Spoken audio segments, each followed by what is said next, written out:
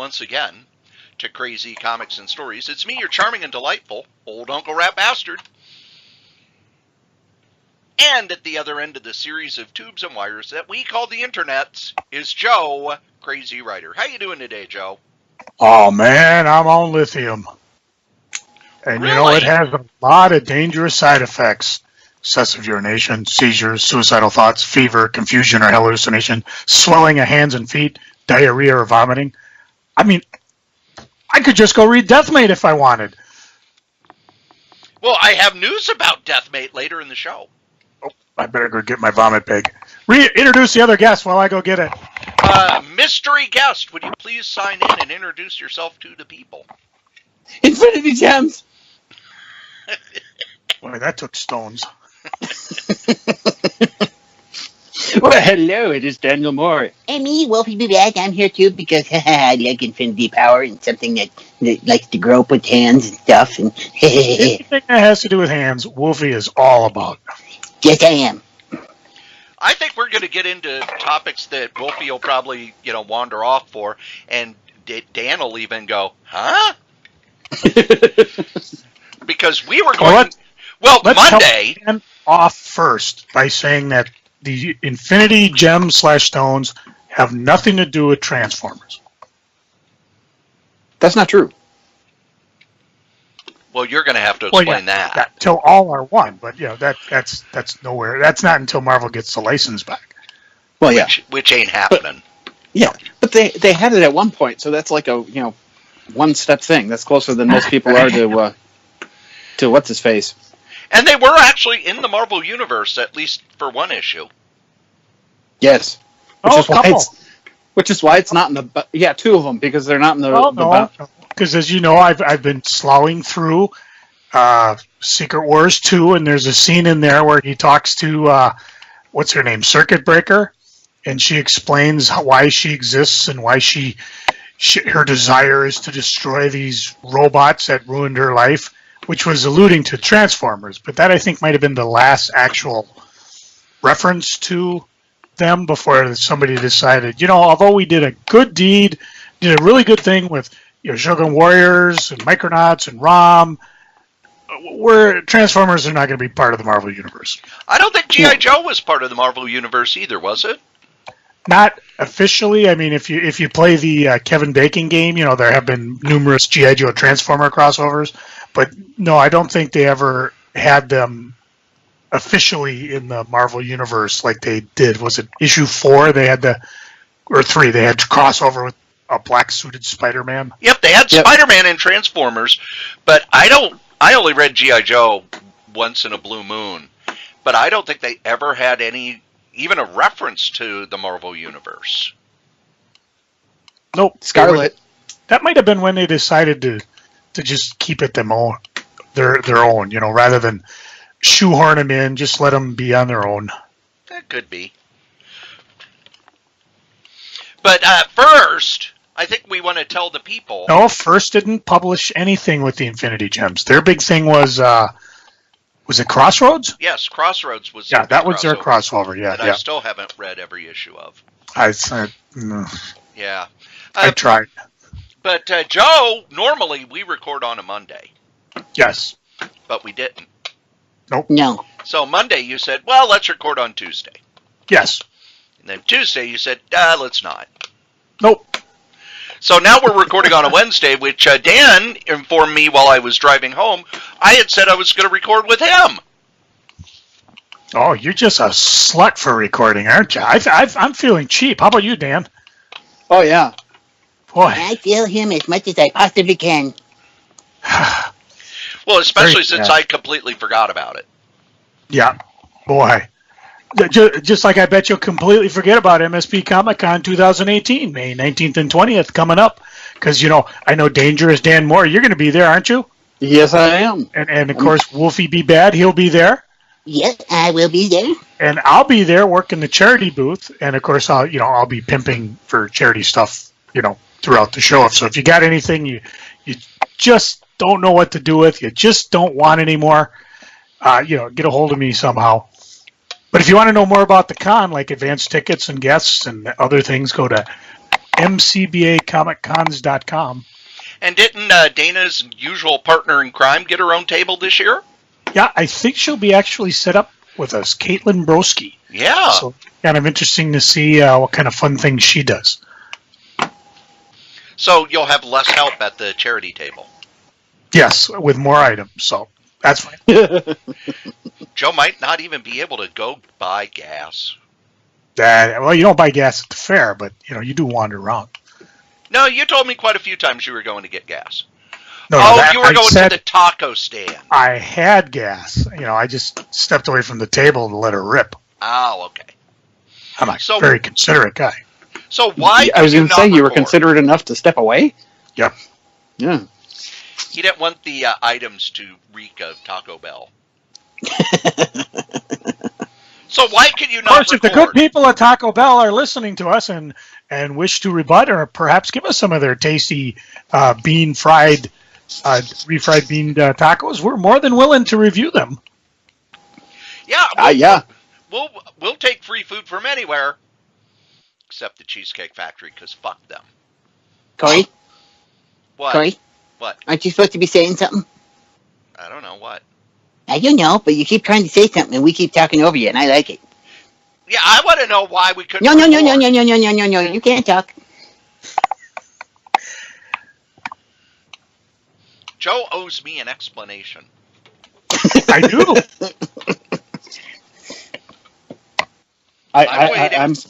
I'm all here. I'm all ears. Oh, Cory, I'm not going to lie to you.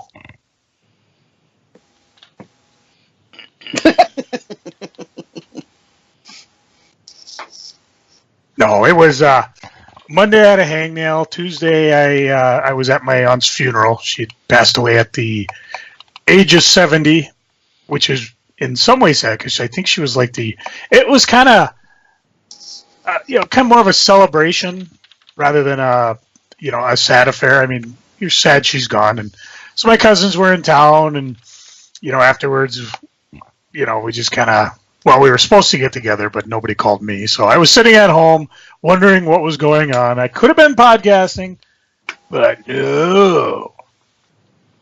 So I just do what I always do when I'm home alone. Work their eBays. Oh. And then see the danger comes because, now I was telling Cory before the show, I was like, right now I'm not feeling good. I don't know if I'm having a arthritis attack or just the, I got to go to work tomorrow blues. You don't want to talk to me anymore. Yeah, well, there could be that, because there's plenty of times, I'd like, hey, let's go do something. I can't. I got to work, and then I got to go home, and I got to work, and I got to work, and I got to work, and somewhere in there I got to work. So. Hey, I got to pay for these omnibuses. Omnibuy. Well, I thought they'd be paying for themselves with the R value alone. You should be saving tons of money on your heat bill. Well, just think of it this way: if Marvel and DC keep putting them out at the rate they are, I'll have a new house. That's true. Although I think the land beneath, you better have it checked because I think it's made of clay and it's more likely going to settle. Subterranean Strode. Ooh, that'd be cool. He's a mole man. Well, would I be mole man or would I be Tyrannus? What'd you say? Tyrannus, who was the leader of this is a family show. He was the leader of the second underground civilization at Marvel. Oh. Not counting the Savage Land, which is under the Antarctic ice flow. Three? See, we got all this stuff. Confused? You won't be. Yes, you will. Yes, you will. So the question, when you're talking about an Infinity Gems, are you going to go in real time chronologically when they appeared as you were reading them, or do you want to go all the way back to the origin of the entity known as Nemesis? Well, why don't we do both? Well, we can. I think we should, though, start with their first appearance. Which? We're talking comic book continuity now. We'll get into the movie stuff later. First, you can say that their first appearance was in the Power of Warlock #1. With the soul gem, right? And technically, technically you'd be right. Yes. But there has been a retcon. We're not technical here. And the gems that the Elders of the Universe had, such as the Stranger and the Collector, have been retconned to be, well, at the time they were soul gems. And they were all called soul gems when they started. And the first time it was actually called a soul gem was when the High Evolutionary gave one to Adam Warlock. And I've looked. I haven't figured out where he ended up getting it. They didn't explain it story-wise. Oh, there's a story. Look at Marvel. We just gave you a story. We're giving away ideas here. We always do. So, were the next time we saw where we realized it was more than one, was that the whole Thanos war? Yes. That was going on? The first time we realized there was more than one was actually not in a story by Jim Starlin. Does Joe know where was the second soul gem, story-wise? My guess would be either Avengers or Captain Marvel, the You're wrong. cosmic guy one. Nope, you're wrong. Marvel Team Up number 55. Oh, was that with the gardener? The Gardener. Yeah. Because he had one and he used it to grow plants. Yeah, he had the time gem. Well, at the time it was just a soul gem. And I don't the care. thing was, Because they were soul gems. Da da da da da da da da. They were soul gems. See, they were back in SNL. if you read the Jim Starlin Warlock stories, when Jim Starlin left Warlock was, he'd been out in the outer reaches of the universe, and when he came back to Earth, because space expands so much, he had expanded to more than 10 times the size of the Earth. And Didn't that's where he shrink left it. down in Marvel Team Up? Yep, Marvel Team Up, it's like, oh, well, I can shrink myself down. Did So not know that. that's how they ended that, because it ended with my good Lord, because of the expansion of the universe, I am a hideous freak. Oh wait, never mind. Got a reverse on this thing. Telling me had the thing in reverse. So Thanos decides to put together the gems, and he was making one like a sun destroyer or something. Yes, he was just focusing them all together to make something that would destroy the sun. Yeah, his sights weren't that high. No, because even he didn't realize their true potential.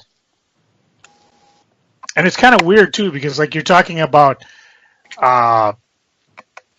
retroconning, because as I was reading through the history of the gems, they always talk about how the gems, when they're together, are a lot stronger than when they're apart.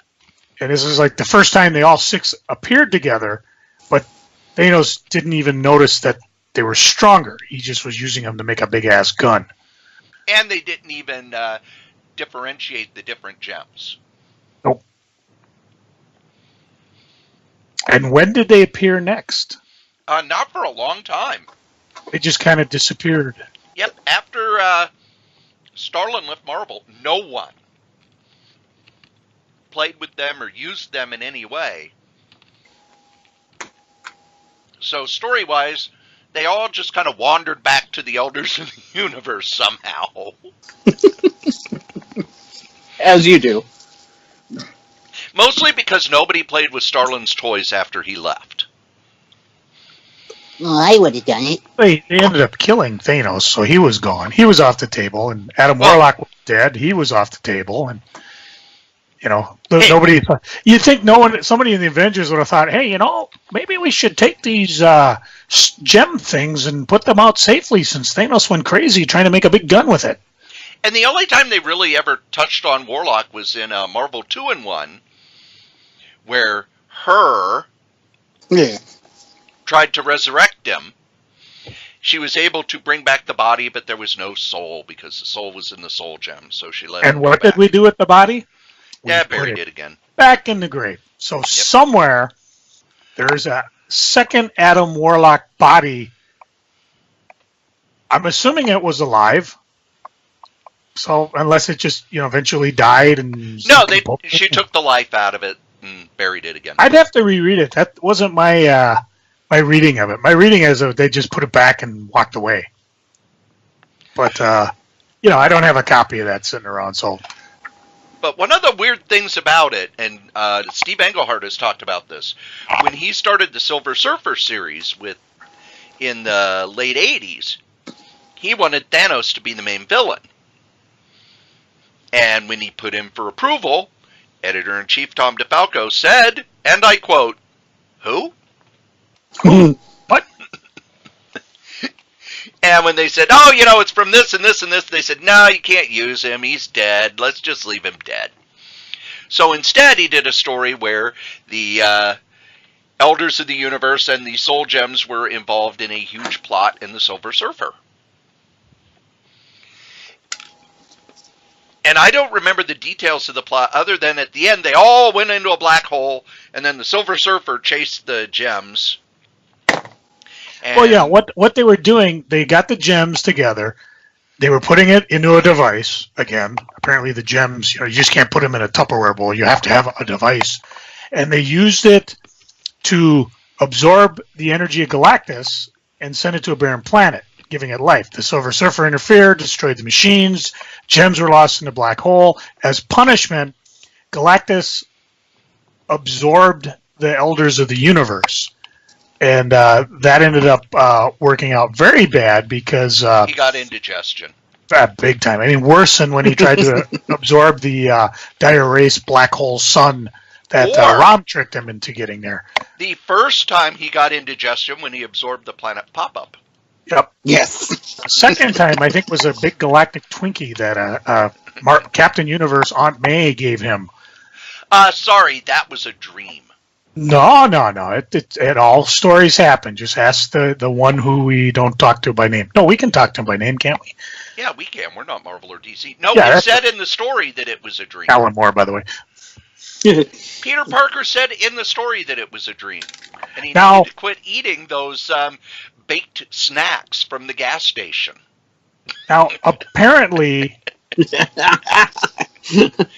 Oh, it was one of those to help stories. The indigested Galactus, Silver Surfer, Mr. Fantastic, and Invisible Woman went into the black hole, recovered the gems, because Invisible Woman got possessed by the Soul Gem, awakening her evil but kinky Malice persona as she's subdued, and the gems the Elders were taken out, the Elders reclaimed the gems, and then apparently they disappeared.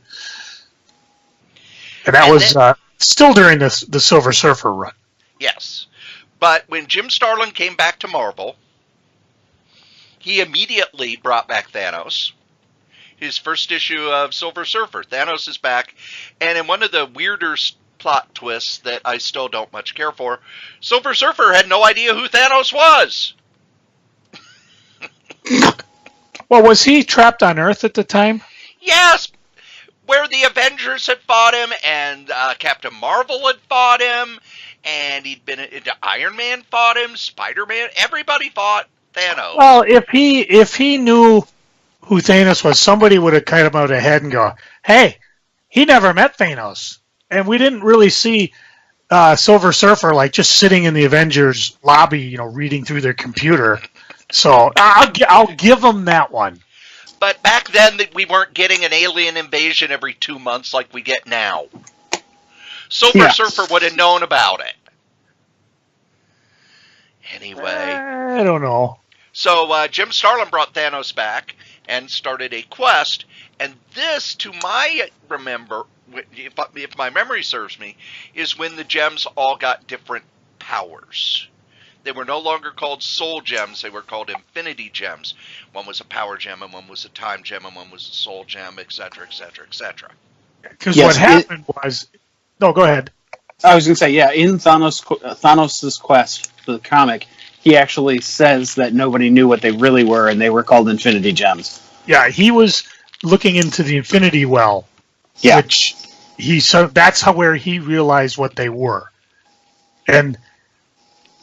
he says, and this brings into a future thing when we get somewhere into the Ultraverse, because it says there it was revealed the Infinity Gems are the remnants of one of the earliest beings from the time of universe's creation.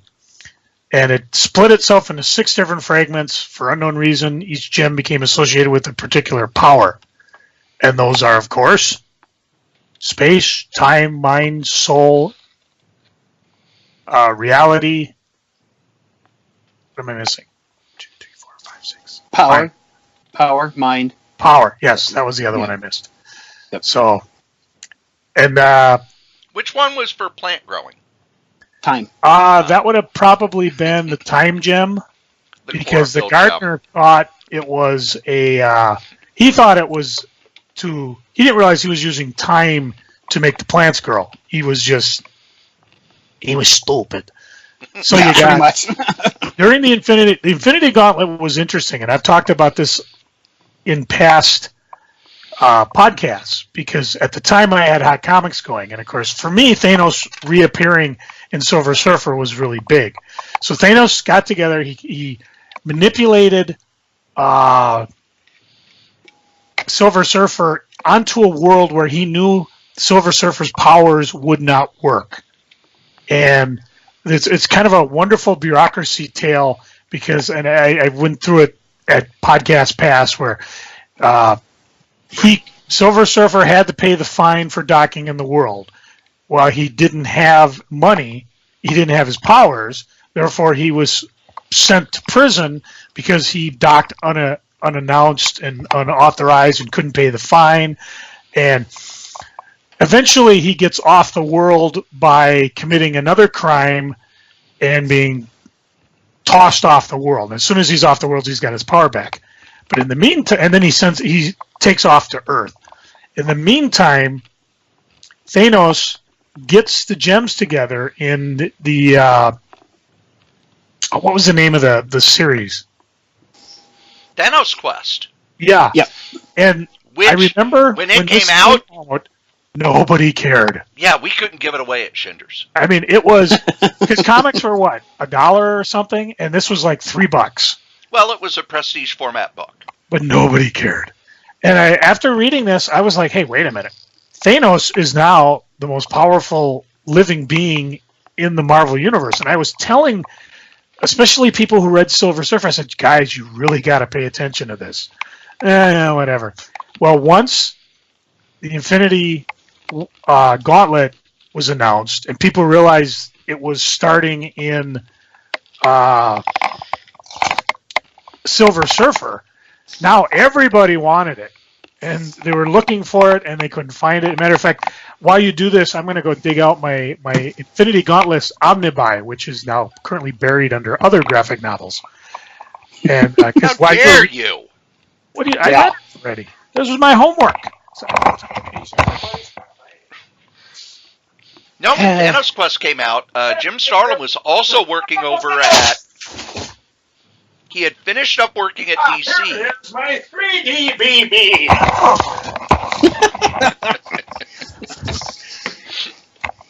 Found it. You found it? Yeah. Did you injure yourself while finding it? No. All right. I feel much better now. So, by flipping it over, let's see. This started... Oh my God, is that small? I mean, they got all the issues on the back, but they're so small I can't even read them.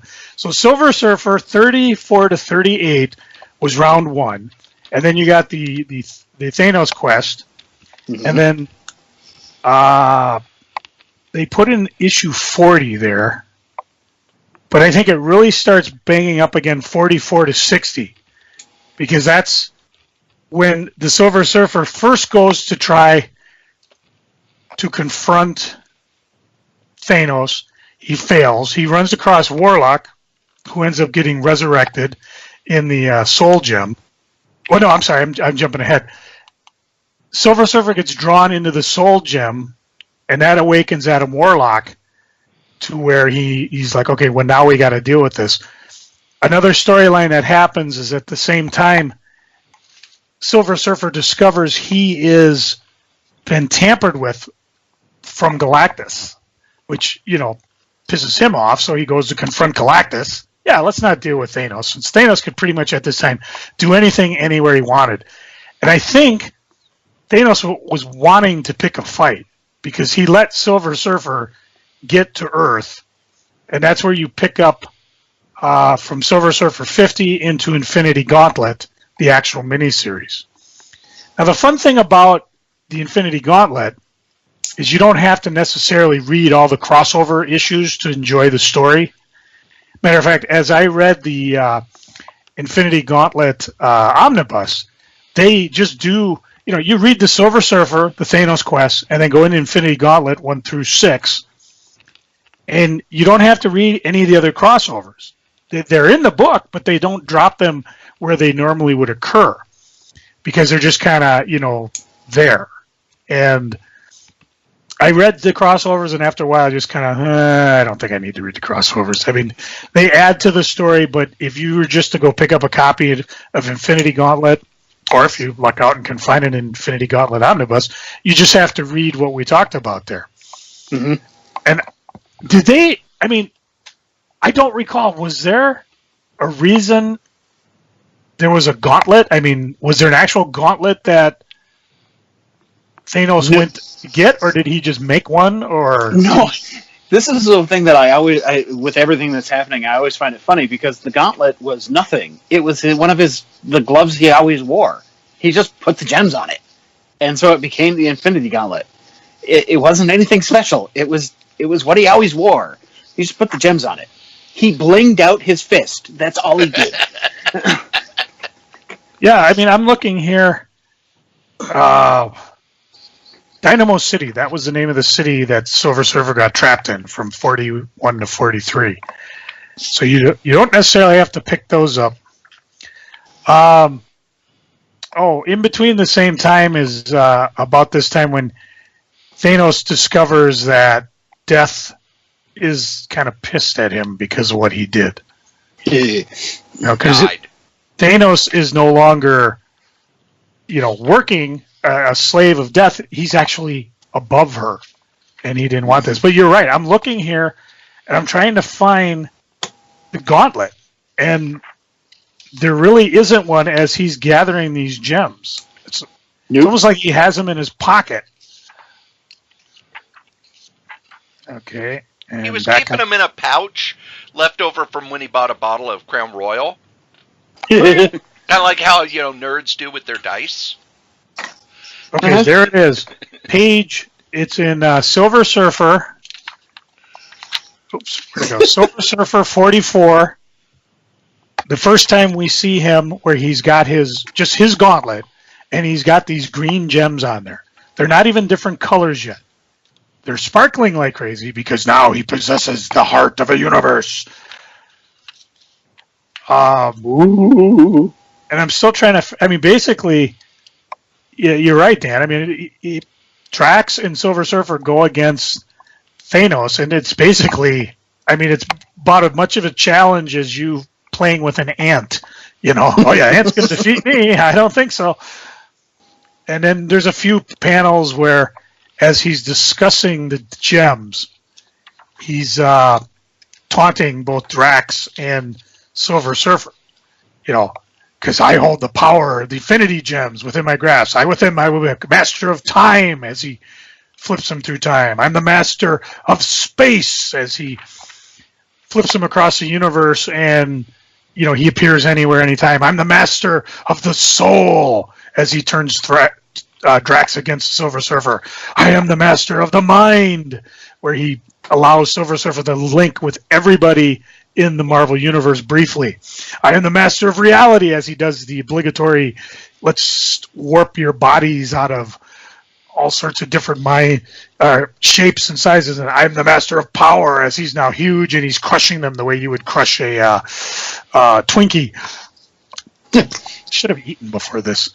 Recognizing beauty, the soul gems. I prefer to call them Infinity Gems. There's the first name change right there in the same issue. And of course, as Silver Surfer goes to attack, nothing happens, and of course that gets Mephisto involved because he wants a piece of the action too. So there's your origin of the gauntlet and your origin of the gems in name. Silver Surfer number 44. Oh no! Now it's going to cost $1 billion. Yep. Thanks, Joe. You're right. You got one on your eBay, don't you? Me? No, actually Dana's got one. She keeps it in her house. Uses it for a plant holder. No, he doesn't mean the Infinity Gauntlet. He means Silver Surfer number 44. Oh yeah, I've got one. I ran around town and picked them all up. Smart move. So, That's a very wizard thing of you. so during the Infinity Gauntlet, and then brag about it online. During the Infinity Gauntlet saga, Thanos snaps his fingers and half the population of the universe disappears in order to impress death. She's not. Now, do we want to go through the whole Infinity Gauntlet or just get to the end? Let's get to the end. We're just talking about the gems now. Okay, Thanos was defeated when Adam Warlock was able to possess the Infinity Gauntlet. For a brief moment, Thanos' daughter had it, and she kind of mucked up. And now Thanos basically, he not only withstood the remaining heroes' attack, almost lost it because Mephistophelies tricked him into powering down. He also survived an attack of the Celestials and almost every other cosmic being that was in existence, and he finally just had them all lined up. And he did not anticipate. What was his granddaughter's name? Nebula. Basically, he made a stupid mistake. Yes. That's what Thanos does. Yeah. And she came over and wrestled the gauntlet away and was able to, be God. She didn't wrestle it. He had abandoned his body. She just walked up and took it off. Yeah. But that was the thing. It was like, now you had the gauntlet. And, she lost control. Thanos lost it. Now Adam Warlock had it. Now here's where it starts getting confusing for me. Okay. So now Adam Warlock has the Infinity Gauntlet. Yes. He's brought before the Living Tribunal. Yes. And this was in Warlock and Infinity Watch, I believe. Yes. Yep. This is after Infinity Gauntlet. And they basically say that Living Tribunal's like, hey, you know what? He's got them. They're his. And then finally, they decide that they're too powerful to be used together. Warlock forms Infinity Watch. He splits up the gems. Each has a secret keeper. And is it... Well, they're not really secret. One of them is kept secret. Yeah. The rest are given to the members of the Infinity Watch. Yeah, it's the reality gem that is kept secret. Yes. And I think it was during the Infinity War, which I just read a couple weeks ago. That's where Magnus... Well, Warlock does something stupid. See, there's never anything easy in order to explain what the hell happens. It's like a soap. Because Adam decides in order to be the perfect god, he has to get rid of his good and evil selves. And they split off, which brings the Magnus back. And if you go all the way back to the beginning, when Thanos first started manipulating Warlock, as he manipulated Warlock into destroying the timeline that would have made the Magus is the robot fire. No end. Well, during that time, Magus captures Infinity, and I think when Infinity wakes up, he decrees that the gems can no longer work together, because Living Tribunal said it's your decision, but you can't make that decision unless you're in charge of the universe.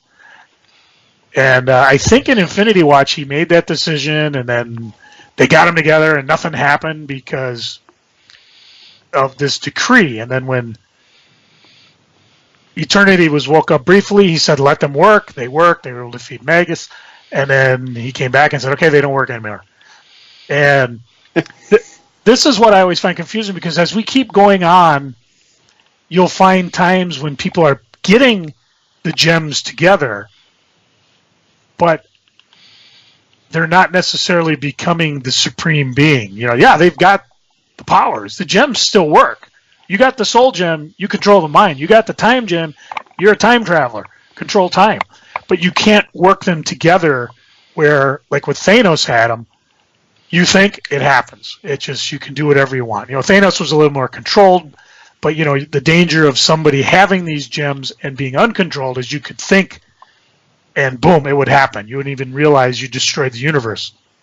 But you could always say, "Whoops, bring it back." So off and on as it keeps going, and we're going to get onto it. I'm never quite sure what the rules are. Did they change? Or are they, yes, the gems are powerful, but they cannot work together in a gauntlet ever again? And I'll ask the Strong. Do you know? Is there clarification, or does it just kind of the gems show up and we're not going to deal with it? There may have been clarification before Secret Wars, but with Secret Wars, everything changed. So let's go back to so we've had the Infinity Watch, and then we go through the Infinity War, and then the Infinity Crusade. Now at the end of I haven't read Crusade in a long, long time. Oof. I know in the war, when they divide up the gems again, and I think Adam's in a coma at the time, but they're amazed because, first of all, what helps defeat the Magus is the fact that he never had the reality gem. He had all the other gems, but not the reality gem, which made Thanos say, so there really is somebody holding the reality gem. That was the flaw that allowed them to overcome them. And so they go in. I don't know what happened in Crusade. In Crusade, they don't really. The only real thing that involves the gems themselves is the fact that this is when you find out Thanos has it, because what's she called? Priestess? No. Goddess. The goddess shows up and touches the reality gem and basically traps Thanos in the reality gem itself, or not the gem itself, but basically a break in reality, and they have to save him. And that's when you find out he has the gem. Which everybody asks, well, why the hell did you do that? And Adam Warlock basically says he's the only one smart enough not to use it. Yeah. Well, and then he's also no-selling it during the war. Ooh, somebody does have it. Yeah. In case you ask, the goddess didn't use the gems. She used reality-captured cosmic cubes that Magus was using to trap eternity. Because during the whole fight, they disappear. And they're like, where did they go? And you find out in Crusade. And eventually I'll find the graphic novel and force myself to read it, but I haven't gotten there yet. I actually read it a few months ago. I really like the series. See, for me, Infinity Crusade was like, okay, now we're going to have evil versions of all the heroes. No, that was War. Oh, okay. And for some reason, the evil Spider-Man character, Spider-Side, one of the worst names ever, hung around for like 3 years. Spider-Side. No. Spider-Side. Didn't Spider-Side show up in the Clone War, the Clone Saga? He came back. He died on a fence post, but he does come back. So. Oh. But and I agree with what Cory said. He was created in the Infinity War story because he's the one Spider-Man fought in his book. And all the others, the evil version just went away. Spider-Man, no, we're keeping it. And in Crusade, and tied it into the Clone War, and who knows, maybe he'll show up. He'll show up in some other book. In Crusade, what was interesting? Everything comes back. It was like, okay, these people, they weren't going to follow the goddess because they were evil. They were like, they agreed with her. They wanted to, and so basically that was the schism between the heroes, is that, no, we believe in what she's saying. We're not doing this because we're evil. And then when you get to the end of it, oh, well, she was mind controlling everybody. Oh, okay. You want to see a better version of the story? Go read Civil War, where that had actual consequences. I mean, yeah, it's been years, and they all get together. They become pals again. But that's where you actually had hey, we have real beliefs. You could see yourself saying, yeah, I agree with Tony Stark. I agree with Captain America. And just because the war was over didn't mean that everything was better. In this case, I was like, you could have really done some decent stories after Crusade, because this person who I've known and loved for decades or 2 years in Marvel time suddenly turned, and I guess it was mind control. It's okay then. So I thought that was the weakest part of the story, because I was actually intrigued that, yeah, these people, they're turning on their friends because they believe in what the goddess was saying, not because, never mind, it was mind control. What do I know? I thought the clone coming back was a good idea.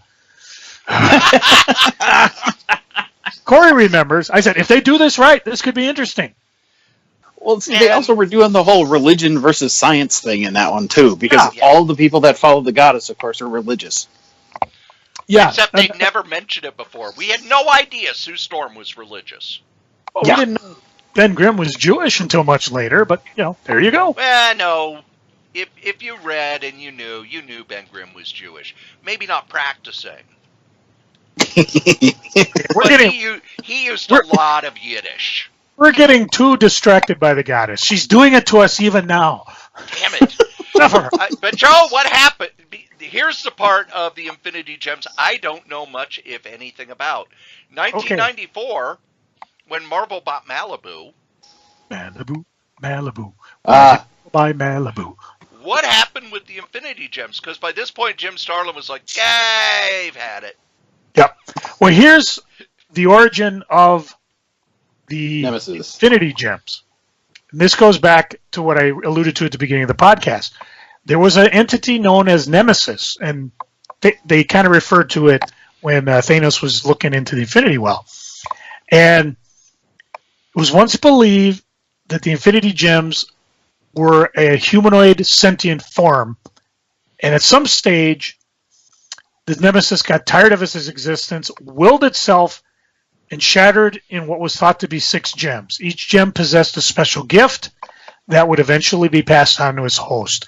After all the shenanigans we talked about, if you remember Rune, I believe, is that Barry Windsor Smith created? Yeah, a cosmic vampire set in motion events that he was trying to reunite this powerful being again. Rune crossed over to the Marvel Universe and relinquished the Infinity Watch of the Gems. Battled the Silver Surfer, who was instructed by the Living Tribunal to return the Infinity Gems to the Marvel Universe to protect our reality. Surfer was able to blast off Rune's hand, in which he had 5 of the 6 gems, and Soul Gem had affixed itself to the forehead of Rune. What happened there is the gems got scattered throughout the Ultraverse, and a being known as Lord Pumpkin, I'm just saying it, I'm not. Oh, God. He gained possession of the Power Gem. I actually liked that character. That's Hard a case, stupid name, though. Lord Pumpkin. Possessed the Time Gem. Loki came over somehow, and he claimed all 6 of the Infinity Gems, and then the Grandmaster came and tried to trick him out of the gems. And they did a wager. The Grandmaster wagered the 7th gem, which was unknown, and that had the sentient of Nemesis. And this was known as the Ego Gem. The Avengers were selected by the Grandmaster. Loki selected the Ultraforce. Go find in the cheap boxes Avengers versus Ultraverse and Ultraverse versus Avengers, the 2-part crossover. Loki won the wager by using the Reality Gem and was granted the 7th gem, which I guess Cersei was in there somewhere, the Eternal Cersei. They merged together and created Nemesis. And that's... I'm trying to find how they defeated Nemesis. Yeah, that's the funny thing is I remember the entire story except for that part. Well, this was actually, I mean, this was kind of a nothing. Like I said, this where is it? Okay, that was Avengers Ultraverse? Well, let's look up Ultraverse Avengers, which must be the second part. Nemesis was defeated by Avengers Ultraforce. Duh. Along with several alternate reality versions of the same team. With its defeat, the Ego Gem was seemingly destroyed. The gems were found back in the universe by Galactus, back in the 616 universe. He planned on using them to end his hunger. And they actually show him in the type of continuity I love. Galactus takes him off a vampire skeleton, presumably Moon.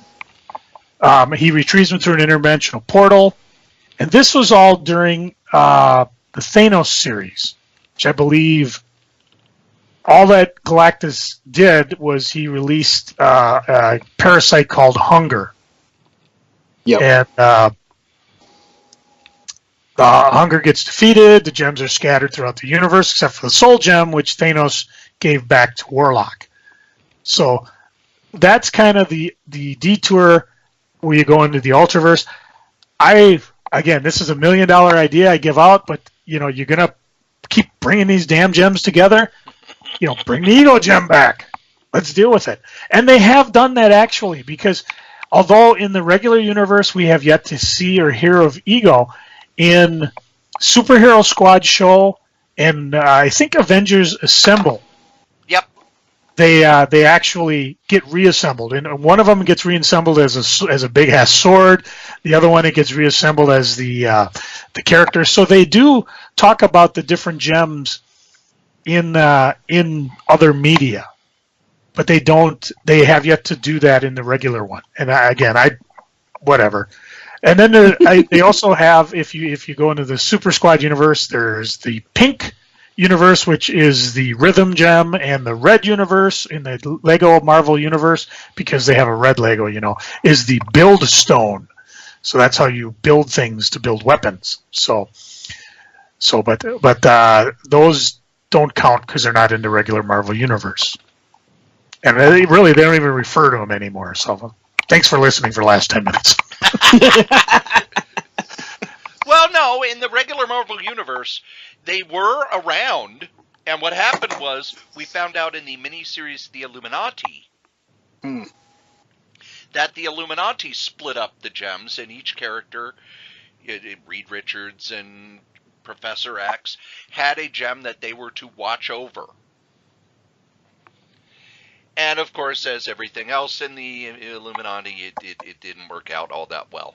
Well, I'm reading here on Marvel Wikipedia, and it's weird because the gems showed up in different spots. Like in She-Hulk 9, the Champion got a hold of the Power Gem again, and She-Hulk told him it's a weapon and you can't use it during his challenges. So the gem fell into the hands of Titania, and She-Hulk had to fight her in issues 10 and 11 until she finally defeated it and got it into 12. And then she gave the Power Gem to Mr. Fantastic, which starts the whole Illuminati process. But the next time they're used story-wise is during the build-up to Secret Wars. Because as the universes are colliding... Not yet. Oh, really? There was something between those? Remember, because the Illuminati, New Avengers Illuminati, Volume 2, Number 2, that's where they decide to get together. The Infinity Gauntlet is put together by Reed, who tries to will them out of existence. And it doesn't work. And then the Watcher shows up and says, Reed, you're an idiot. And then that's where the Illuminati divided the gems. Iron Man got reality. Professor Xavier got the mind. Namor got time. Black Bolt got space. Doctor Strange the soul. And Reed Richards had the power gems. And then the Illuminati disbanded. But the Hood in New Avengers, or Avengers, the 4th volume, stole 3 of the gems and started looking for the 4th one when the Illuminati got together again, and the Avengers had to stop him. Because he went and he started. There's a whole run in the Avengers where the Hood's getting these gems, and the Avengers are going after them, And Captain America's getting pissed because he's like, hey, what is going on with this? This is where the Illuminati becomes public, at least Avenger-wise. And after a lot of kvetching between Captain America and Iron Man and everybody else, they divide the gems again. This time, Namor gets power, Fantastic Four reality, Professor X mind, Captain America time, Iron Man space, and Doctor Strange the soul gem. And that ended by Avengers number 12. So this is where you show that, yeah, you gather them together, they can work in a gauntlet, and even if they don't, the whole reason it was kind of a house of cards, because once the Hood got 3 of the gems, he was able to figure out how to find the other ones. And it's a really, really cool story. Let's see. Then you start, and again, this is, I think, in New Avengers Volume 3 is where the Black Panther, that's where they start discovering the Earth's being affected by incursions. And this is leading into what you were talking about, Cory. Yep. They get the gems together to stop an incursion, which is a universes collapsing in on each other. And they use the gems to destroy one of the universes that is about to converge with ours. And I believe this is where Captain America says, you guys have gone too far, and they wipe his memory. Yeah, this is Avengers Volume 5. This is Hickman's run. Yep. This is also, that's the time also where the gems end up. No, wait, no, that happens later, doesn't it? Where they shatter.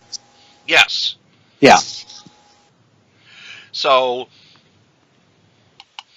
as we lead up to the Secret Wars, the gems are destroyed so that they can't do it again, basically. Mm-hmm. Except for the time gem. Yep. And then all of existence is destroyed except for Battle World. Dun dun dun. And of course, the multiverse gets better. It does get better. However, we are now in a new Marvel universe, and we have been told through the Ultimates that this is the 6th time. This is the 6th iteration of the Marvel universe. This isn't the first time it's been destroyed and recreated. We know of at least one other in Doctor Strange number 13, as Joe and I have talked about a lot. Because when I was, I read that when I was like 12, and it blew my mind. Because it's like, wait, the whole universe was destroyed except for Doctor Strange. Then it was recreated, and he's the only one who knows it happened. Whoa. Imagine if I was in college and smoking pot. Of course. How do I know that hasn't happened to me? Comics. But this is the 6th iteration. But because it is a new universe, new universe, they are not gems yet. They are stones. I'm reading some of the countdown here, and weird things are going on, and you really got to kind of watch, because in all new Guardians of the Galaxy, the Collector and Grandmaster ally themselves with Guardians of the Galaxy to find the stones, because they want to find more about the key to learn more about destruction and restoration of the universe. And this is when the things start changing. The Reality Stone ends up in Weird World. Yep. As a Wuxurian seed. Let's see. It reemerges red. And I think this happens in Captain Marvel. The Space Gem is now blue. The Mind Stone's now yellow. And it appears mysteriously in a SHIELD storage facility because Loki tried to get it. And Wolverine ends up getting it. And in case you wonder why Wolverine's wandering around in Marvel Legacy #1, go pick that up because that's sitting around. And right now, let's see, this is where they start calling them stones, which I believe corresponds more to the movie because they always subtly kind of start moving that. And the Power Stone's now purple, Time Stone's now green. The Super Skrull found it in Incredible Hulk 173. Nova Corps found the previous one in Guardians of the Galaxy. Hank in Infinity Countdown Prime on sale now. Magus is trying to find it. After forcing the Contemplator to show him where it is.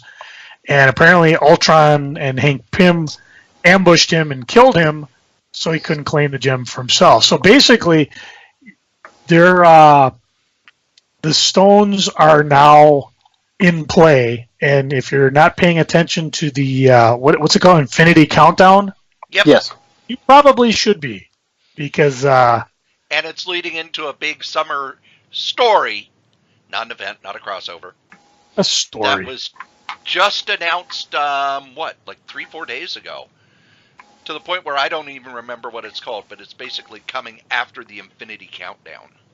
Yeah. Is it Infinity something? Yeah, it's another Infinity. It's a lot of Infinity. So, I remember when... Cory and I talked about this last week, and I wanted to bring up the point. I'm wondering if the gems are suffering from what I call galacticitis. I mean, really, when Dazzler fought Galactus, it was at issue 4. 10 and 11. Yeah, I mean, it's kind of like when you write Fantastic Four, everybody has a Galactus story.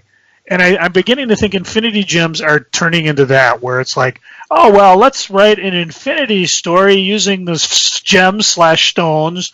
And, I almost roll my head when they announced, okay, Adam's back and he's going to be hunting down the stones. And my eyes like, oh, geez, not again. It's like, are they being used too much? I don't think they're being used too much. You do need to use them as you're building up to the movie. Yeah. I also liked how Bendis used them, where it's like, look, these are really dangerous things.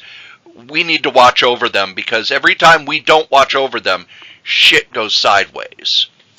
And I also liked that the only time they were really used by the Illuminati was when our universe is about to be obliterated. And there were consequences for it, because that's how Hickman writes. If he's going to have something big happen, there are consequences. The person who's using them now, Gary Duggan, started using them in Guardians of the Galaxy, and now Guardians has ended and kind of become this Infinity Countdown series. So he's kind of become the guy, they're his toy now, which means he pitched a story and Marvel said, cool. But I would like, after this is done, if the Infinity Stones kind of get put into cold storage for a while. And preferably not on Earth. All right, now I have 2 questions to ask the Strode. Oh, no. Yes. Dan doesn't get to do that. I know. We don't have an Ask Dan. Well, you get bad advice from him. Well, that's true. We especially bad don't advice, ask Wolfie questions. You can't have them both. You're being greedy. What do we talk about being greedy? Greed, for lack of a better word, is good. It's okay with pie. It's not in the rest of your life. Fine. Cory, Yes. How many Infinity Gems are there in the Ultimate Universe? For those of you counting at home, this is Earth 1610. I don't remember any Infinity Gem stories in the Ultimate Universe. They were there. They had 8 instead of 6, and they were generated on Earth during great calamities, including like extinction events, Ragnarok, the Ultimatum Wave, the sinking of Atlantis, things like that. And I'm not going to get any more into them, but you can if you want, because as we all know, the Ultimate Universe doesn't exist anymore. Wrong. It does? Yes, Spider-Man showed that the Ultimate Universe does still exist. Ooh, see, I got to get that out of my pile of junk and read it. But that's not going to make That was one of Bendis's goodbye presents. Bendis, who's finishing up his stuff at Marvel, is doing a lot of what they call goodbye presents, where it's like, here's a way you can use the Ultimate Universe again.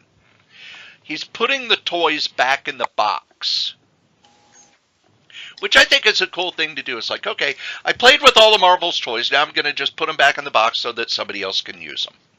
In case you want to bring back Lockjaw and the Pet Avengers, because the gems were reunited during that limited series too. I love that book so much. It even showed up in the JLA Avengers limited series, where everybody shit their pants because Darkseid had the Infinity Gauntlet. And Cory, what happened with that? Nothing. Yeah, they didn't work. They work in their native universe. But that's not the question I wanted to ask you, Mr. Strode. I want you to tell me about the Infinity Thrall. Isn't that the thing Starlin's doing now? Nope. Oh, it might be. You never know. I don't know. Well, you probably wouldn't, because Man-Beast briefly stole the gems while the Infinity Watch had them and used them indirectly to create the Infinity Thrall. He was defeated, but that's when Magnus popped up. I think by that point I'd kind of checked out on Warlock and the Infinity Watch. Yeah, I kind of too. But I mean, these are important appearances of the Infinity Gem. We do strive to be complete, and I think we pretty much covered everything up to date. Dan, anything about the? Well, here's my question. I know that the whole Thanos story was kind of you jumping into comics. Yes, it was. What is your favorite? What's your favorite part of the stories involving the Infinity Gems, and what stories do you just kind of go, oh, fuck? Kind of like me with the whole Ultraverse thing. When they went to the Ultraverse, I started reading it, and then I just went, ugh. Well, Joe, first off, Joe, did you watch the Stormy Daniels interview on 60 Minutes? I was working. I didn't watch it either, but I saw a clip where she was talking about how, they were in the hotel room and she went into the bathroom, and when she came out, he was sitting on the bed nude, and the first thing that went through her mind is, ugh, here we go. So that's kind of how I see the Ultraverse Infinity Gem stuff. Yeah. Because I remember starting to read it, going, ugh, here we go. All right. So, Dan, favorites and least favorites Infinity Gem stories. Well, my favorite is still the original Infinity Gauntlet. I just absolutely loved it. Mainly because, actually, like Joe said, it was also self-contained. The latest Infinity, I was so fucking confused. You did have to be reading Hickman's Avengers to know what the hell was going on. Oh my god. I was like, okay, cool. Hey, I went to the source. I said, get me all the Infinities. I started reading. I'm like, what the hell is going on here? Okay, wait. Thanos is on Earth, but everybody else is fighting these other group of things that has nothing to do with Thanos. Wait, what? Huh? It wasn't an Infinity story. It was Thanos. Oh, I don't. Thanos was looking for his son, but there was an Infinity Gem that he knows was on Earth, and he used that as a distraction so he could kill his son, and he didn't really want the gem. Meanwhile, everybody else is fighting the Builders, which I still have no idea what the hell they are. What? See, now, if you had the red gem in the Lego Marvel universe, you could build them. No, I don't understand. I could build, but the thing is, they weren't building. They were destroying, but they were building, but they were trying to get there. All right. Let's get Dan. Focus. Yeah. Just deal with the Marvel Cinematic Universe. Okay. Let's do a brief rundown of the Infinity Stones as they will be, as we know them, because they're going to play a big part in the upcoming Avenger War movie. Yes. So where they are. Well, what they are, because we know where most of them are, except one. Right. I have a guess where it is, just because of the trailer. So you got the first one we saw was the Tesseract. Yes. Okay. And that was space. I believe Loki has it. Yes. And he probably won't for long. I don't know how to pronounce the other one. Aether? The Ether? Aether? That was the one from Thor that the Dark Elves had. Yeah. And they gave it to the Collector. Yep. And then And that was the reality gem. knows where it is now because they probably with Howard the Duck for all we know. Got the orb, which we saw in Guardians of the Galaxy, and the Nova Corps has it. Yep, So- that's the power gem. Would sell any Nova Corps stock you have because they don't have it for long. The Mind Stone, that Loki had that initially because Thanos gave it to him. Yep. Where did it end up? It's Vision. Oh, it's in Vision. Oh, wow! Yeah, it's on his forehead. 'Cause that was in his scepter for a while, and that's right. In the Ultron one, Thor basically blasted it into Vision's head, which was really, if you think about it, a rude thing to do. And then Doctor Strange is the Eye of Agamotto, which is the Time Stone. Yep. And if I had to guess where the next stone would be, and I don't think I'm giving away too much, being that 90% of the trailer seems to be taking place in Wakanda, I would guess it's probably in the middle of all that vibranium. I thought that myself for a while, but then one of the trailers show that actually Vision is in Wakanda, and Shuri is dealing with him having and has a hologram of him with the mind gem. So I'm not sure if he's in Wakanda for the soul gem or if he's in there in the Wakanda for the. Why else would they base the action there? And Well, there's Vision also a was little there. scene where I think it's the sister is holding something bright in front of her, Yes. and I'm thinking that could be whatever the last gem is, which Yeah. would explain why Thanos is going to be attacking. Yeah, that's true too. And if I was writing this trilogy, or quadrilogy, since there's going to be another Avenger movie, you know how I would end it? Is Thanos just snapping his fingers. Yes. Oh. But the problem is we know that there's other movies coming between now and... When is the fourth Avenger movie supposed to come out? A year It later. comes out next year. But we have other Marvel movies before then, so... We have We an only- Ant-Man movie and a Captain Marvel movie. And Captain Marvel takes place in the 1990s. Okay. And Ant-Man can take place wherever because it looks good. So yeah, Ant-Man can take place wherever because, come on, it's fucking Ant-Man. it's Ant-Man, yeah. So that's such a my small theory. Cory, you got any final thoughts or favorites before we move on? Actually, my favorite, I like the Avengers Annual Number 7 and Marvel 2-in-1 more than Infinity Gauntlet.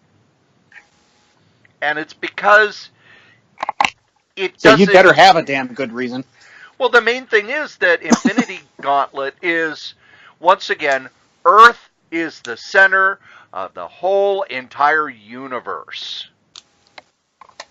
Thanos It's not doesn't just go to Earth at Thanos. all. Yeah, it does. Thanos snaps his fingers. Half the universe is destroyed. We don't get all of the heroes from across the universe. No, it's Earth's heroes. Oh. Well, yeah, Whereas- because what happens is they, the Skrulls attack the Kree attack the Skrulls, Rom disappears into the universe. We don't see any more Transformers, Micronauts, Shogun Warriors, because Thanos snapped them all out of reality and never brought them back. Hey, there, I just solved the continuity. Where's my no prize? But it's one of the problems I have with the scope of a lot of the stories they're telling in the Marvel Universe at times, when it's like, this is the whole universe, and it comes down to the Earth. and Yeah, didn't I Earth's bitch heroes. about that a couple podcasts ago? It's like every single story is world-shattering consequences that will never, ever, nothing will be the same. But in the Avengers 2-in-1, it deals more with the consequences of everything leading up to it. It really felt like all of the stuff Starlin had done in Captain Marvel, in Warlock, all led up to this, and it was Thanos. He wanted to destroy our sun because he's still mad at his father and his family on Titan. And the Earth heroes have kept, they basically they keep stopping him along the way. It also felt like the plot was put together better in that the defeat of Thanos, the seeds had been planted for that back in early issues of Warlock. It all fed into it, whereas Infinity Gauntlet didn't feel as tightly plotted. It's still a great crossover story, but it's not as rich and deep and well thought out as the first Thanos run. And the Infinity Crusade is a story that could die in a fire. Yeah, go read Civil War. It was better done. Have you read Infinity Abyss? That's the one by Starlin, right? No, I don't think so. It's the one where it's the Infinity Gems have nothing to do with it. It's Thanos had cloned himself. Oh, I don't count that as part of the Infinity Gem story. Oh, gotcha. Well, Adam Warlock was in it. But the Infinity Gems weren't the heart of it. No. Yeah, the Infinity Crusade was just... Starlin was tapped out, and they'd obviously said, "Come on, one more! Do one more! They sell a lot!" Come on, we kept the Clone War around, Clone Saga for 5 years. You can give us one more. Joe, what about you? Your favorite and your least favorite? I would say Infinity Gauntlet was my favorite. The disappointment, of course, is because George Perez couldn't finish the run. Oh, I Rod know. Lim did a great job on the final issues, but it's kind of jarring because you get Perez and all these. He just does crowd so wonderful. Daily Avengers kind of made up for it, but a second would be the one you mentioned because that was back during my golden age of comics where I was still discovering things. It was so weird to see the time differential between the the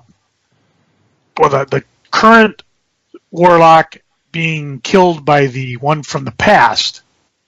I saw that first before I saw the reverse of that.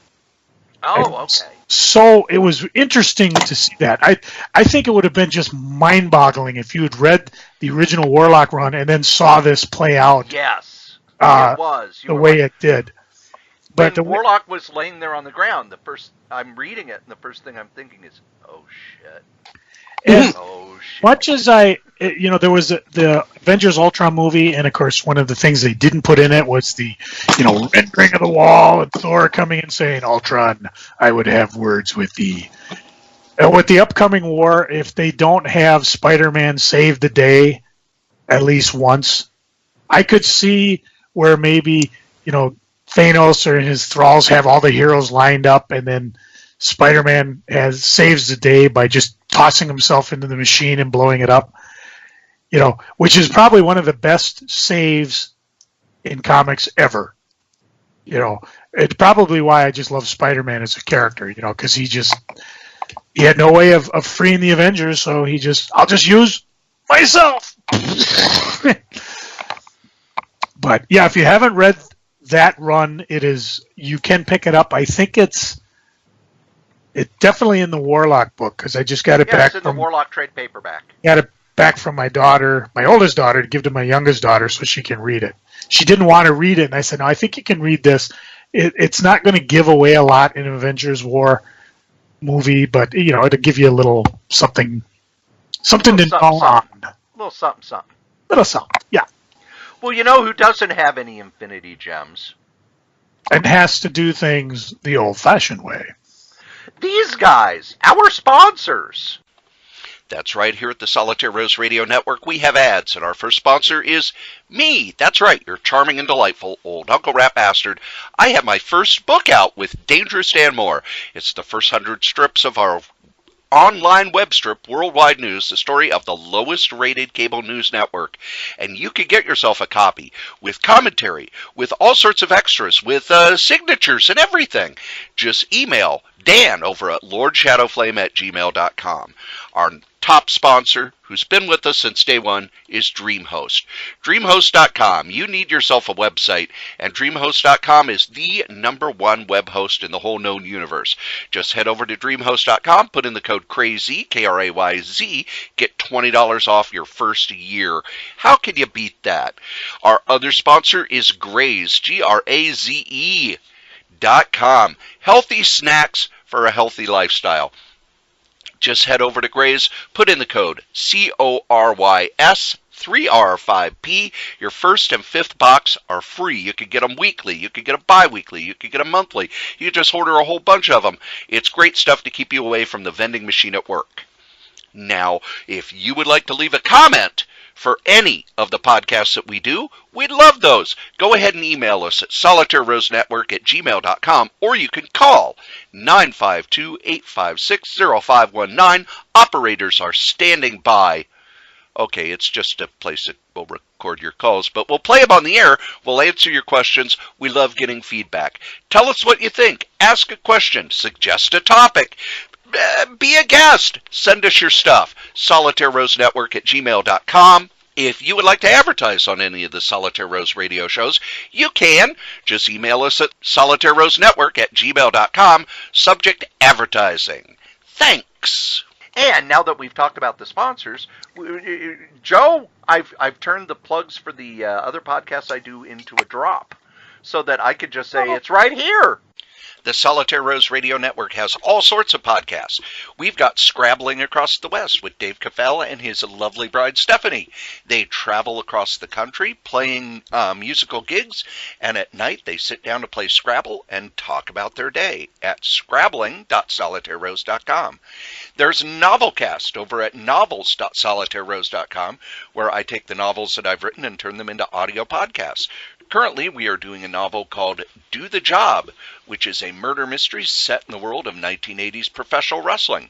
Then, over at badadvice.solitairerose.com, me, Cory Strode, and Wolfie B. Bad, along with Dan Mohr, give bad advice to people who send in questions. That's bad advice over at badadvice.solitairerose.com. The Solitaire Rose Radio Network is growing. Be there! You think NBC will get mad I used that? And while we're recording, it's all done. But for those of you listening, you got to listen to me talk for a minute without being interrupted by either Dan, Joe, or Wolfie. Or as I call it, bathroom break. My mouth is full. I was wondering why you were so quiet.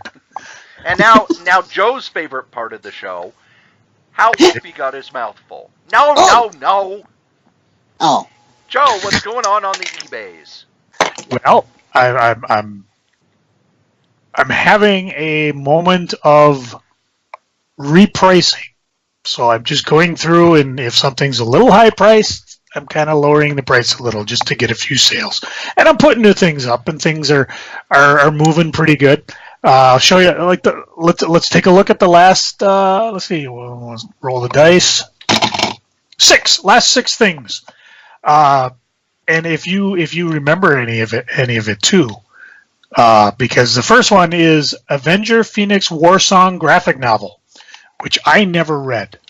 Did you ever read it, Cory? No. Yeah, I don't. All I know is it had something to do. There were a lot of land covers, because this actually came out while I had the shop, Crazy Comics, but I don't ever recall reading it. But it's in a trade, and I sold mine. I did sell Volume 2 of The Green Hornet, wearing the old green from Dynamite. This was back when Kevin Smith and Phil Hester were doing it. I believe, wasn't the first one his movie pitch, and then they just went on to do a little bit more? Yes, they basically took his movie script and turned it into a comic book series. I sold me a copy of Mr. T and T-Force #8, photo cover, sealed, trading card, fool. Another photo cover sold was The Munsters, which was kind of interesting because this came from a group called TV Comics in 1997, and it must have been trying to tap on the nostalgia run because there weren't a lot of issues of the book that came out. And of course, nowadays you'd be hard pressed, like does anybody even remember the Munsters other than, old farts like ourselves? And of course, both these books, Mr. T and the Munsters, I picked up because for a while I was picking up photo covers, which I absolutely loved. My daughter gave me her copy of Harley Quinn #0 Director Cut, which got on eBay and disappeared quick.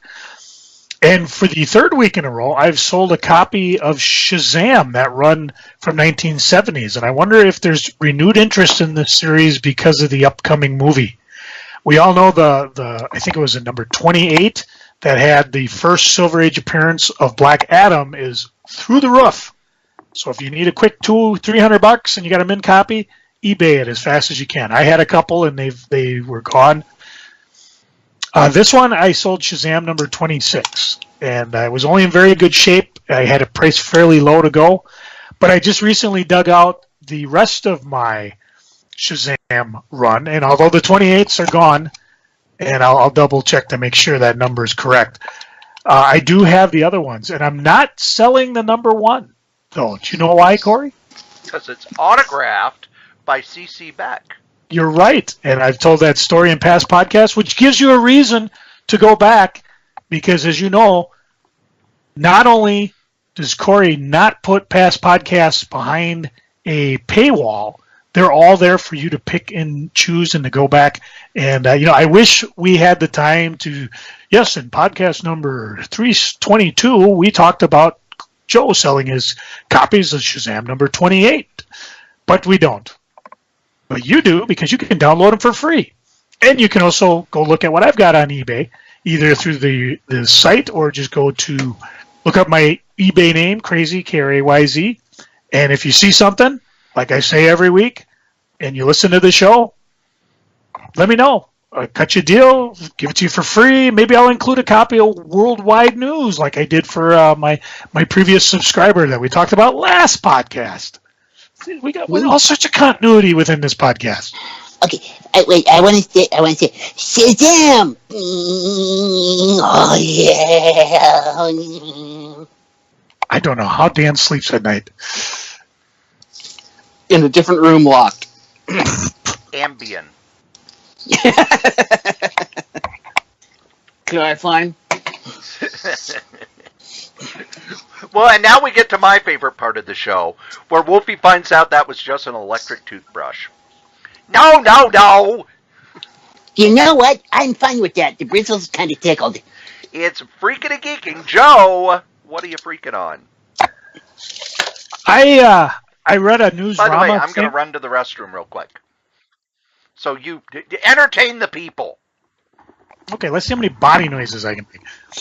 No, I just read a newsarama, and it was all about the upcoming end of the saga, because they've been doing a big run of Thor, and of course the last run is Death of Thor, and they talked about Thor 705, and they basically just the whole article was just a recap of the issue, and I was like, why are you wasting time on that? I mean, I thought it would be something a little bit about the issue, like behind the scenes, like how many variant covers, things like that. But no, it was the entire issue there. And I'm like, well, why do I even need to bother buying it? And, of course, dummy me read it anyways. But other than that, I'm not really freaking on too much. How about you, Dan? What are you freaking on? I'm personally not freaking on a lot, actually, at the moment. I'm worried about everything that's coming out because I'm so excited. But I think I don't have any reason to freak about it. How about you, Wolfie? What are you freaking about? I'm freaking about the fact that Cory went to the bathroom and didn't take me along. I mean, what kind of person does that? It's a rule to go in a pack. I mean, if you're going in a pack, you can do it safely, and that way I can look at you with your pants down. Just remember, kids, if you pee in the sink, you save water. If you pee in the neighbor's sink, they won't come and ask you to borrow tools anymore. This is true. And if you pee in Wolfie, Wolfie will be happy. I can't even believe I said that. Okay. Anyway. Wait, you said that? Your empty bladder. What are you freaking on? I got a few things. I got a list. Oh, goody. What are you doing with the rest of us? The first thing is that I saw what's coming in Box Day. I don't peek. I like to be surprised when I get it. I peeked, and I was, there's not much there. It is a very wimpy week. And it's the first time, well, wimpy month, and it's the first time I'm going to do an unboxing video. My unboxing video will probably take like 3 minutes. The second thing that I'm freaking on, they have announced that they're doing a Duke Nukem movie, Joe. Come get some. And did you hear who is starring as Duke Nukem? I know. John Squarejaw Cena. That's right. And John Cena said that he's going to do everything in his power to make sure it's just like the game. So having played Duke Nukem, the last one, Duke Nukem Forever, that means the movie is going to be 15 years late. The effects will only be half done. And there'll be a 3-hour sequence where you're driving an RC car around a pool table because they kind of screwed up and made it hard to find how to get off the pool table. I was hoping it'd be more like the IDW miniseries that came out a while back. Marvel, today on their Twitter, announced that tomorrow they're making an announcement. I am sick and goddamn tired of announcing you're going to have an announcement, or announcing that in 3 weeks we will be premiering a trailer. No! Stop. A trailer is an ad. You're announcing that you're putting out an ad. You're announcing that you're going to have an announcement. No, just make the goddamn announcement. And announce it for once. There's no anticipation. When they say they're going to make an announcement, 5-6 years ago I would have been, ooh, I wonder what they're going to do. Now they do it so much it's like, I'll look at it Monday. I don't care. Maybe Jason Roberts will be around to do the announcement. And the last thing I am freaking on, at the gym, when I am on the treadmill, I have TV shows downloaded from Netflix or Stars or, one of the other things. You can download shows to watch on your tablet. So rather than watch what they have on the big screen TVs, I prefer a little bitty 9-inch screen that I get to choose. And he wonders why he doesn't have a date. Oh, I know why I don't have dates. Dan and I have discussed why I don't have dates. Dan could give a dissertation on why I don't have dates. And maybe I'll ask him to do so. It could be a podcast. Bad dating advice with Cory Strode. But I've been watching Oliver Stone's History of the United States of America, where it's the secret history of the U.S., and it's basically about U.S. Military intervention around the world since World War II. It is the most depressing thing I have watched in my life, because it goes into detail about the governments we deposed, the wars that we started, the looting and pillaging that we've done around the world since World War II, how World War II we kind of screwed over the Russians really hard. And, I don't just take what he says, at face value. I look it up, and, he slants it. It's a very leftward slant, but it's all true about really shitty things we've done overseas. And it's why when people say, oh, people love America, if you leave America, they really don't. So, What do you think Joe? of America? Yeah. Joe, what are you geeking on? Not much. It's been a melancholy week because, as I mentioned earlier, I was at my aunt's funeral. But I did get a chance to read some stuff. I reread. I have the hardcover, Spider-Man: Death of the Stacys. And while the death of the Captain Stacy was okay, I still tear up at the death of Gwen. I mean, that was such a intense story. And that last page where Spider-Man is just creep, you're the creep who's going to pay. You killed the woman I love. For that, you are going to die. That still gets me. And when Spider-Man attacked the Green Goblin afterwards. I mean, the Goblin was like, "Oh my God, he's coming at me." It was a vicious, no holds barred Spider-Man that, as far as I know, we have never seen before, and it kills me to this day in continuity. Yeah, there was a scene, and I gabbed about it in Brian Bendis's run, where they were trying to escape from the Avengers with Spider-Man. We're trying to escape from the Dark Avengers, and Spider-Man just launches himself out of this plane and attacks the Iron Patriot. And the art is just beautiful, but you go back and you look at this book, The Death of Stasis, and you know why, no matter what happens, Spider-Man, when he sees Norm, I mean, it should be an attack mode, an instant attack mode. We see it in pro wrestling, like when the good guy, he's fed up with the villains, well, used to an old school, comes ripping down the ring and attacks. Doesn't care for the announcer, doesn't care for the ref, just attacks because he's had enough. Spider-Man should be that way every time. And, of course, the current run that Slott's running on Spider-Man is awesome. So I would personally be happy if, Norm died and they never used him again. Because it was kind of okay, yeah, he came back. And, it was okay what they've done with him. But, this should be the one time when Spider-Man sees Norm that he doesn't think straight, because he's got reason to go after him. And there's other things too, and I'll talk about it in a bit.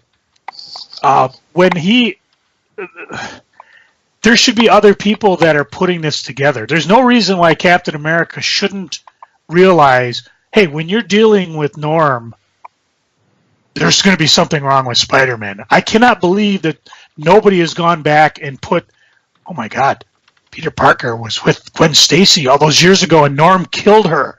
Nobody has put that together. Somebody did. Is that in Peter Parker, the current one?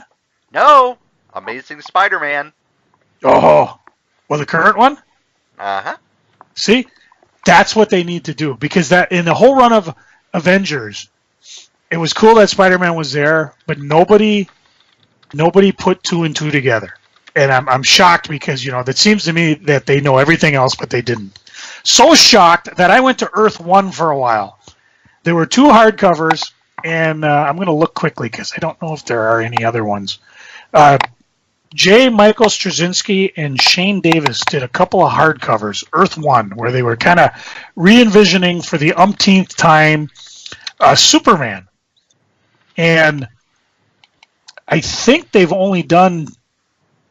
there is a third hardcover. Happy, joy, because these were excellent. I picked up 1 and 2, and either I've got 3 hiding or I just didn't pick it up. I'm not big on re-envisioning things, but these were kind of its own universe. They weren't like, okay, we're going to re-shoehorn Superman, and this is his definitive origin. They're just a talented writer and a really good artist putting it together. And I read the 2, and they're very interesting. It was done in a different type of Superman, but it flowed together and worked. The first one, of course, is just kind of the origins and the introduction of people, and then the second one, he's now Superman. He's got it. Lois is there. Jimmy Olsen's there. We meet the Luthers. And now that I see there's a third one, I'll have to pick that up. Different artists, but I'm curious to see how that one. And my guess is that this is probably never going to be continued, because I think with New 52, I think they kind of put this all to the side, and I think Straczynski's got better things to be working on. But if you're looking for just some done-in-ones, you got 3 hardcovers. I don't think they've done second prints, but I don't think they've done soft covers on these yet. Find them somewhere, because they're worth reading. I finished Secret Wars 2, the omnibus. I'm sorry. No, don't I'm be.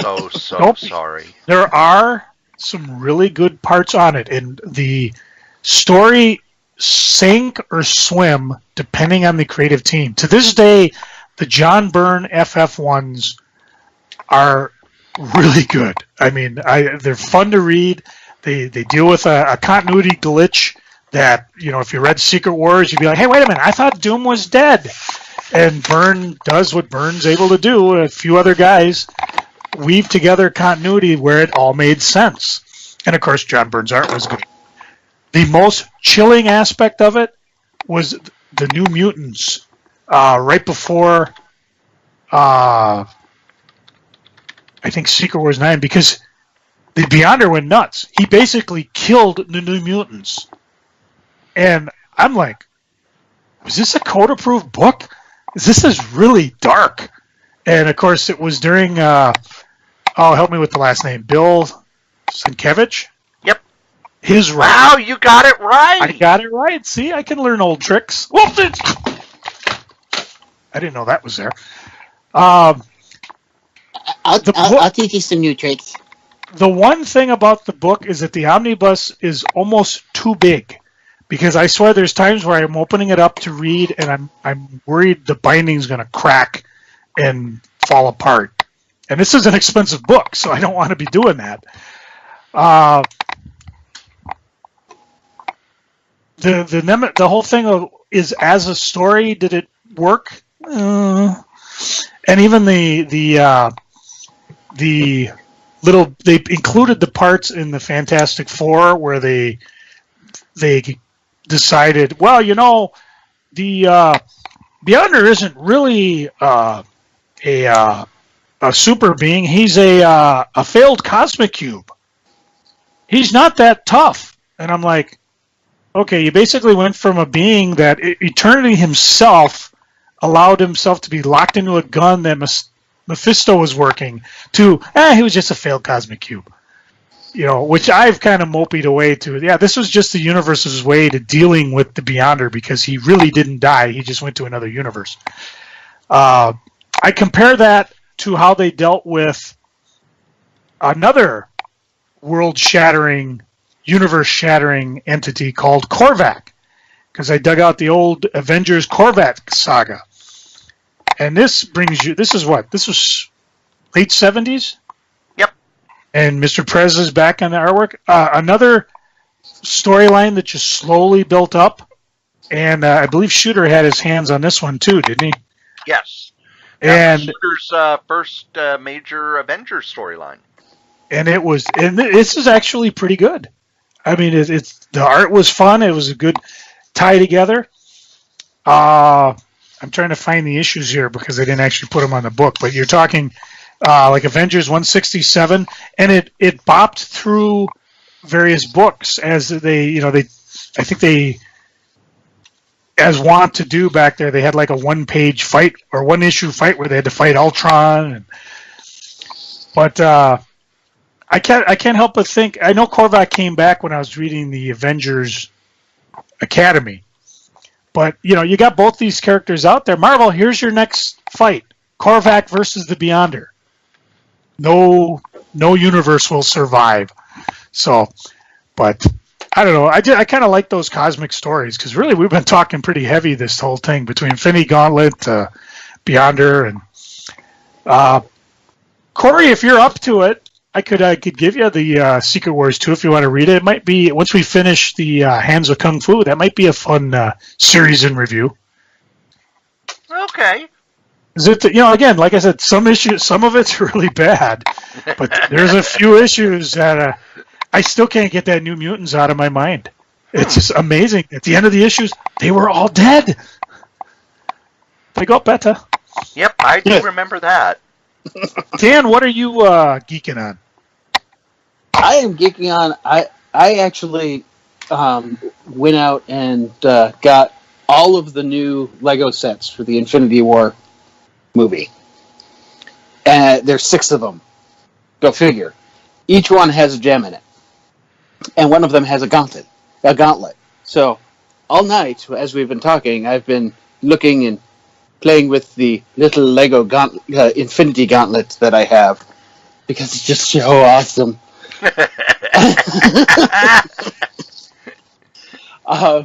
The one of the sets is really cool. It's actually the Sanctum Sanctorium.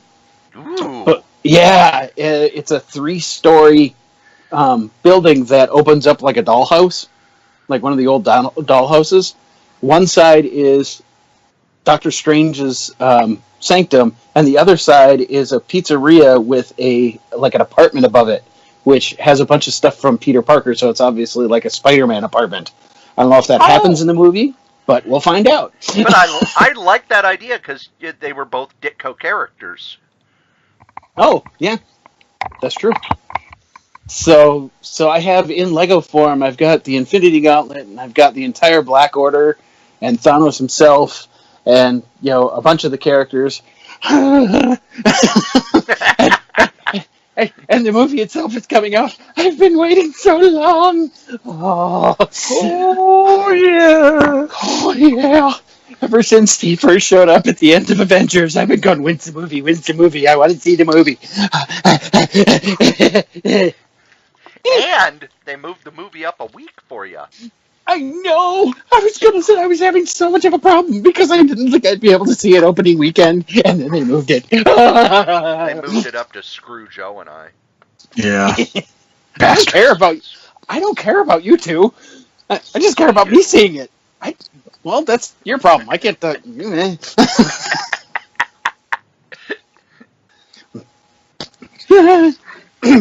So yes, I'm looking forward to those things. I couldn't tell. No. Cory? Let's see. Wait a minute. I need to know, Wolfie, are you upset that Walmart's removing Cosmopolitan from their checkout lines? The Cosmopolitan? Yeah. The ice cream? Okay, he's not upset. Cory? Joe? Does Dan? Joe know? Oh, sorry. I thought we were just practicing each other's names. Joe for a shiny new dime. Oh. I know. We got high stakes. That's how Scrooge McDuck started.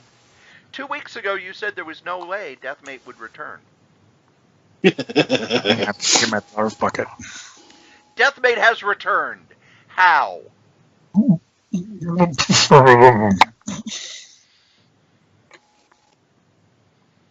Hey, he sounds like he has his mouth full. I think he's tapping out. Ooh, tap me. In the new Valiant universe, they have geomancers, and one of them has turned evil, and their name is now Deathmate. So they're keeping the copyright on that name. I was closer. I thought I was going to lose it. First thing I'm geeking on is I finally watched Black Mirror, which is a Netflix series that people have been telling me for at least 3-4 years that I need to watch. It's a modern tech scare version of The Twilight Zone. And I watched the first episode of the 4th season, and I forget the name of it, but it is a Star Trek riff. And what it is, the lead character is a computer programmer who has created a online version of well, it's not Star Trek, but it might as well be. I thought you were about to say Spider-Man. Nope. He has created an online version of Star Trek where he's the captain, and things go horribly, horribly wrong. And I watched this while I was at the gym.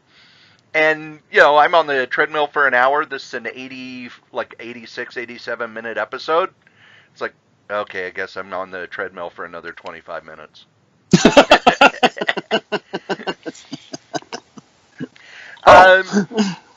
One of the things that I finally got the time to read the Wally Wood book that I got last month. And it's essays and art by people who knew him, people who worked with him, people talking about his art. But one of the things that I've noticed is the Wally Wood Trust has a Twitter account, and in the last few weeks they've become really, really active. And I don't know if they're doing it to protect copyrights or if they're going to be putting out new books, but they're pushing his stuff like Wit's End, The Wizard King, the stuff he did in the 40s and 50s that's fallen into public domain. They're really pushing that and putting it out with a copyright and a trademark symbol. So I'm wondering if they might have signed a new deal to get Wally's other stuff in print, because they reprinted Canon, they reprinted the Western strip that he did. I would still like to get Sally Forth, which was a humorous sex strip he did for military newspapers, and then all of the stuff from Wit's End, which was an underground comic he did, where the Wizard King was printed, which was kind of Wally Wood doing Tolkien. See, I hold in my hand one of 8 books that I bought off of Facebook this week. Off Joe? of Facebook? Yeah, it's there's a group on Facebook for men's adventure novels. Oh. And somebody was selling a bunch. So, Joe, what would you say to a comic that has stories by Philip Jose Farmer, Archie Goodwin, Byron Price, Jim Sternenko, Jeff Jones, Alex Nino, Tom Sutton, and Howard Chaykin? Take my money, please! Well, they did it in the 70s. It was a eight book series called Weird Heroes. And it was an attempt to bring back the pulps. And they did eight books. They've been out of print forever. But this person was selling all 8 of them for $40, shipping included. So it's like, yeah, I'm buying that. So I've got all 8 of those. It's also got the first novel by Marv Wolfman, printed in 1976. So I haven't had a chance to do more than just kind of look through them. What they are short stories with art by people like Alex Nino, Howard Chaykin, Jim Sternenko. God, this Alex Nino stuff in the first book is beautiful. Just beautiful. There were 8 books. They also did 4 also as paperbacks, but they were graphic novels, and they were called graphic literature. Those are impossible to find. One of them is the very famous Chandler by Sternenko that Dark Horse said they were going to reprint like 8 or 9 years ago, and they haven't got around to it yet because they hate me. You mean the guy from Friends? Yeah. Okay. And Joe, I have ordered special covers on a comic. First it was, I'll never order a toy, and he did. Now it's, I ordered a special cover. Well, no. I ordered What 2 was it? special covers. There are certain things I will forgive. The new Black Panther book, starting over at a new number 1 with the story that I already am mad about. Why waste time? Because it's not Black Panther doing... No, it's Black Panther in space! It works so well for Batman. But the first issue has... at first it was going to be 1 special cover, now it's 2, by Tom Bedard. From True Story, Swear to God. He did a drawing of 2 kids looking at the Black Panther poster and saying, "That's me." Marvel bought it and is using it as a special cover, a limited cover on the Black Panther number 1 in black and white and 1 in color, and I ordered 1 of each. How? Where? Through DCB service. Just email them and say you want it. I'll have to do that because I was disappointed. I looked in the previews and I didn't see it, and I thought maybe they might come out with an announcement saying, "Hey, we're offering it." But what it was not in previews. It was added afterwards. You remember how Diamond would send out those alerts?